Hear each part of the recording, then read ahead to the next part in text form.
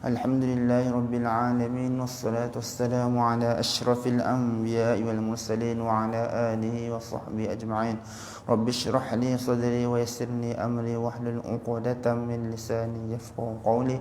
Allahumma rzuqna fahman nabiyyin wa hifdzal mursalin bi rahmatika ya arhamar rahimin. Walhamdulillahi Rabbil Alamin. Assalamualaikum warahmatullahi wabarakatuh. Jadi alhamdulillah yang dimuliakan para tetamu Allah dan para pendengar sekalian, insya-Allah pada hari ini, pada pagi ini kita akan baca sambungan hadis yang bertajuk akhlak yang mulia. An Jabir bin Abdullah radhiyallahu anhuma anna Rasulullah sallallahu alaihi wasallam qala rahimallahu rajulan samhan idza ba'a wa idza ishtara wa idza iqtada. Riwayat Bukhari.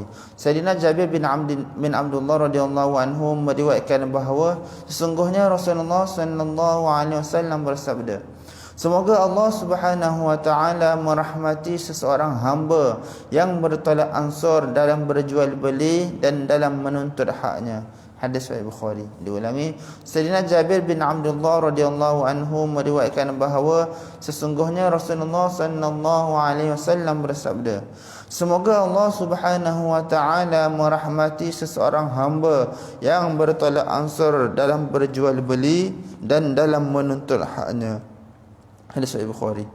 Seterusnya, An Abi Hurairah radhiyallahu anhu qala Rasulullah sallallahu alaihi wasallam qala Allah ta'ala idza batalaitu 'abdiyal mu'min wa lam yashkuni ila wadihi atlaqtuhu min asari thumma abdaltuhu lahman khairan min lahmi wa daman khairan min dami thumma yasta'niful 'amal. Arwah Hakim. Allahu akbar.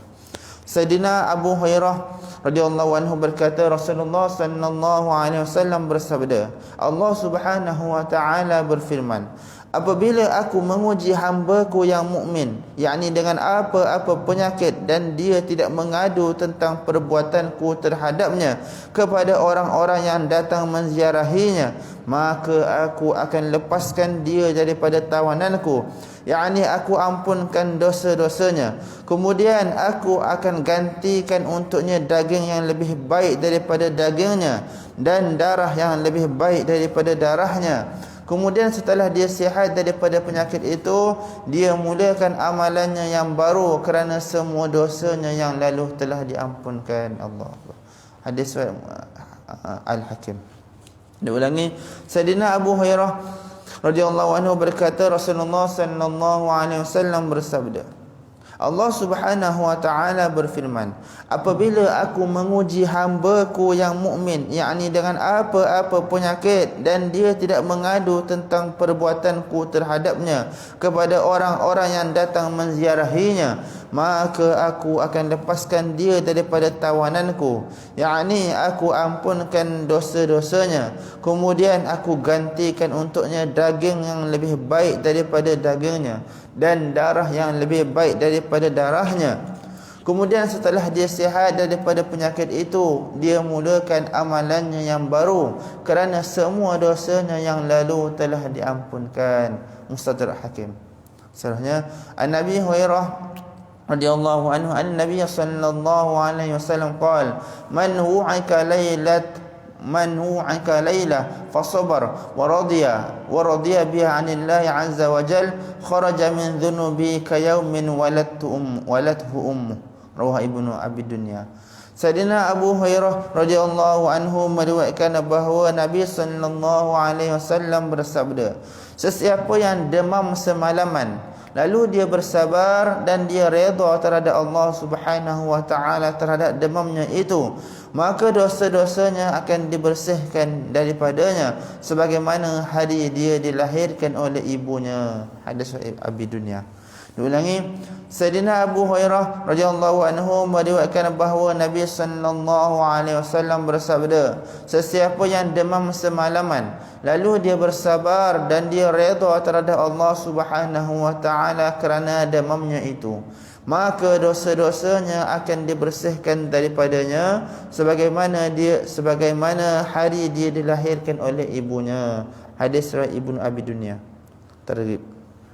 Seterusnya, An-Nabi Hurairah radhiyallahu anhu rafa'ahu ila an-nabiy sallallahu alaihi wasallam qala yakunu Allah azza wa jalla man adhabtu habibatayhi fasabar wahtasab lam arda lahu thawaban dunal jannah. Rawahu Tirmizi. Allah.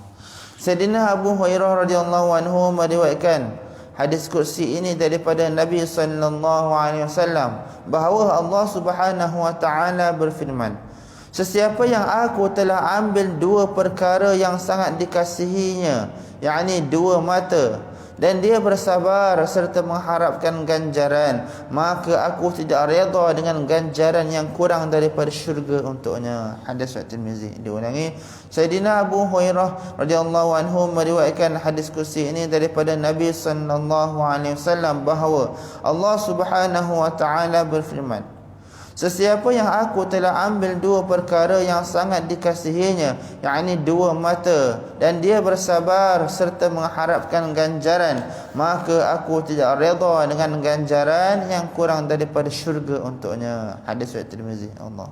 Hadis akhir insyaallah. An Ibnu Umar radhiyallahu anhu qala qala Rasulullah sallallahu alaihi wasallam al-mu'minu alladhi yukhalitun nas wa yasbiru ala adahum a'zamu ajran minal mu'min alladhi la yukhalitun nas wa la yasbiru ala adahum. Rawahu Ibnu Majah. Sayyidina Abdullah bin Umar radhiyallahu anhu berkata, Rasulullah sallallahu alaihi wasallam bersabda, orang mukmin yang bergaul dengan orang ramai dan bersabar atas kesusahan yang didapati daripada mereka lebih besar ganjaran daripada seseorang mukmin yang tidak bergaul dengan orang ramai dan tidak bersabar di atas kesusahan yang dia terima daripada mereka. Hadis Ibnu Majah. Diulangi, Sayyidina Abdullah bin Umar radhiyallahu anhu berkata, Rasulullah sallallahu alaihi wasallam bersabda, orang mukmin yang bergaul dengan orang ramai dan bersabar atas kesusahan yang didapati daripada mereka lebih besar ganjaran daripada seseorang mukmin yang tidak bergaul dengan orang ramai dan tidak bersabar di atas kesusahan yang dia terima daripada mereka. Hadis Ibnu Majah.